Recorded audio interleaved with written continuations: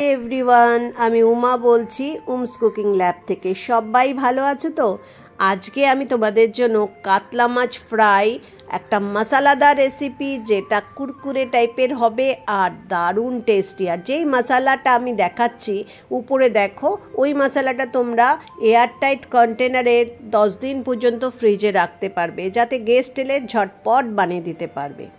মিক্সারের গ্রাইন্ডারে দিয়েছি ধনেপাতা 1 আটি, আতপ চাল 2 চামচ, কাঁচা লঙ্কা দিয়েছি 2টো, আর দিয়েছি কর্নফ্লাওয়ার 2 থেকে 3 টেবিল স্পুন, হলুদ গুঁড়ো 1/2 চামচ, শুকনো লঙ্কা গুঁড়ো 1/2 চামচ, ধনে গুঁড়ো এখানে দেবে 1/2 চামচ, গোটা মৌরি দেবে 1/2 চামচ, গোলমরিচের গুঁড়ো 1/4 টিএসপি, একটু বেশিও দিতে পারো।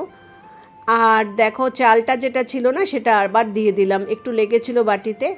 এবার এগুলো সব দিয়ে একটা মিক্সার গ্রাইন্ডারে দেখো একটা গুঁড়ো পাউডার বানিয়ে নিলাম। এই পাউডারটার মধ্যে অল্প নুন মিশিয়ে তোমরা এটা ফ্রিজে 10 দিন পর্যন্ত রেখে দিতে পারো। ব্যাস, এবার এয়ারটাইট কন্টেনারে রেখে দাও, পুরো গেস্ট এলে ঝটপট ভেজে দাও।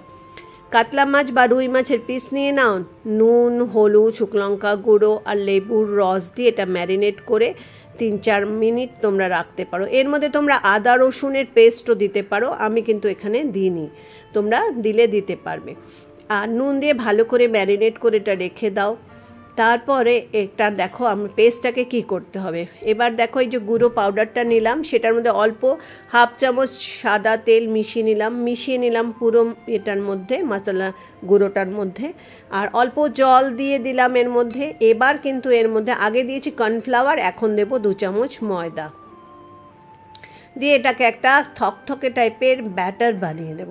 যা তোমাদের জন্য যে কটা মাছ ভাজার মাছ থাকবে তত টেবিল স্পুনই মশলাটা নেবে। তারপরে থকথকে একটা পেস্ট বানিয়ে মাছটাকে এইভাবে ম্যারিনেট করে আরও কিছুক্ষণ রাখতে পারো, বা এটা কোটিং করে জাস্ট ছাকা তেলে ভেজে নাও, দারুণ লাগবে। হাই ফ্লেমে তেলটা গরম করে মাছটা দেওয়ার পর স্লো করে নিয়ে এই মাছটাকে ভাজতে হবে দুপাশ উল্টে পাল্টে। একদম হাই ফ্লেমে যদি ভাজো তাহলে ভেতরটা কাঁচা থেকে যাবে, অনেকক্ষণ সময় নিয়ে ভাজো, একদম কুরকুরে হবে। লাচ্ছা পেঁয়াজ বানিয়ে নাও, পেঁয়াজগুলোকে ঝিরিঝিরি করে কেটে শুকনো লঙ্কা গুঁড়ো, নুন আর লেবুর রস মিশিয়ে একদম লেবুর পিস আর কাঁচা লঙ্কা দিয়ে, আর গন্ধরাজ লেবু যদি তোমার থাকে তাহলে কিন্তু কথাই নেই।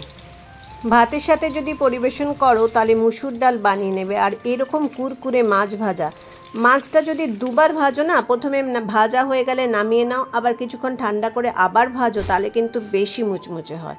গন্ধরাজ লেবু এরকম নিয়ে নাও আর মাছগুলোকে এইভাবে সুন্দর করে সাজিয়ে পরিবেশন করো। রেসিপিটা ভালো লাগলে কিন্তু লাইক কমেন্টস করবে বন্ধুরা, মনে থাকবে তো? আর মাছগুলো দেখো কি দারুণ লাগছে, আর খেতে অসাধারণ লেগেছিলো। বানিয়ে কিন্তু আমাকে জানাবে তোমাদের কেমন লাগলো। পুজোটা সবার খুব ভালো কাটুক।